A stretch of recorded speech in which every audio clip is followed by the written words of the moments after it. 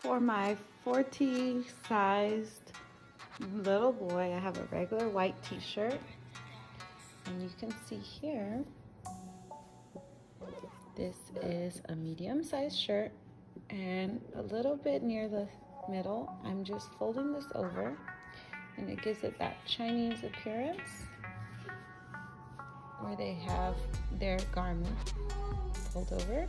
All right, so using one pin, I'm able to show you where I folded it, pinned it, and going all the way down the shirt, I have this one fold, and this gives it the appearance that it's an entire garment being wrapped around. So we'll paint all along here the color of your choice, and I'm probably going to go with either red or black. So here at the neck collar area, I'm going to sew with white thread using my sewing machine, starting from here, securing it across this way. Then I'll show you how to stitch this fold down to the whole body of the shirt. I've succumbed to using a needle and thread because my machine gave out, so it needs some maintenance. So for now, I've stitched this part, and now to go down, instead of stitching here, we'll stitch along this fold about 1.5 inches away. So it's still a little open here. It'll give it the appearance that it's a real robe. Okay, so now that I stitched it all the way down,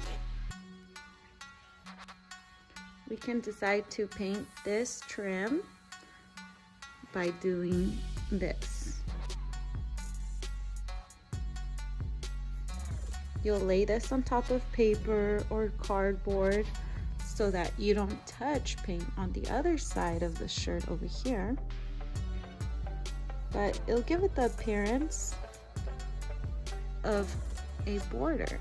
You can leave it white, or you can choose blue, red, orange, whatever color your son likes. So I've laid it across some paper, and I'm going to use black paint. You don't need to use any specific paint for clothes. You can use any acrylic. I just happen to have interior black paint, and I'm going to use that.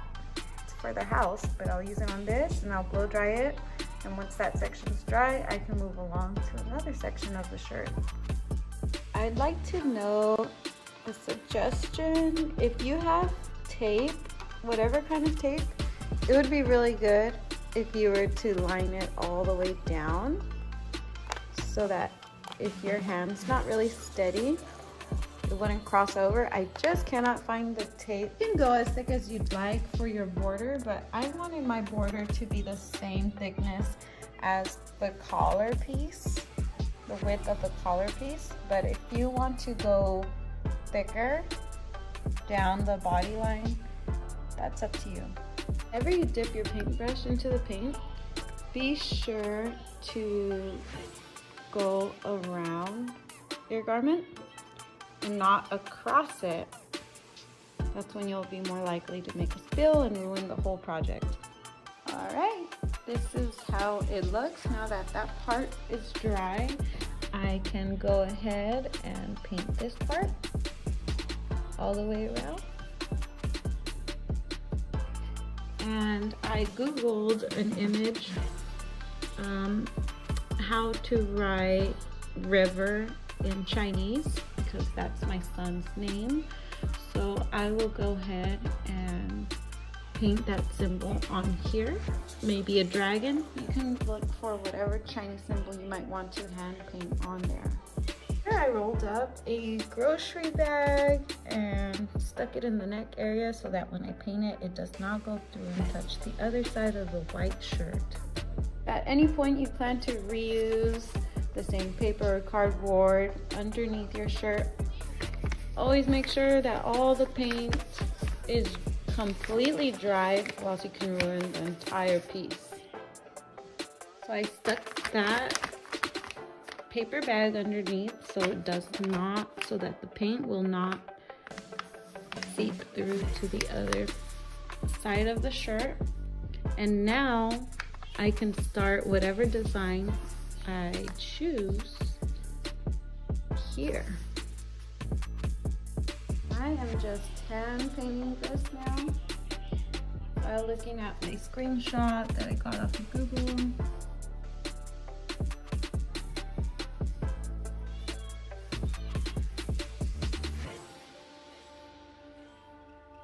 Re-dipping into the paint.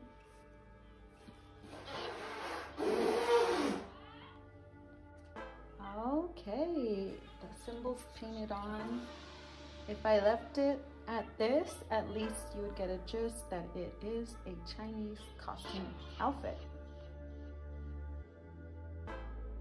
Here I cut the bottom portion of a regular kid's t-shirt, and with the scissors I will cut down this hem right here, or the seam line.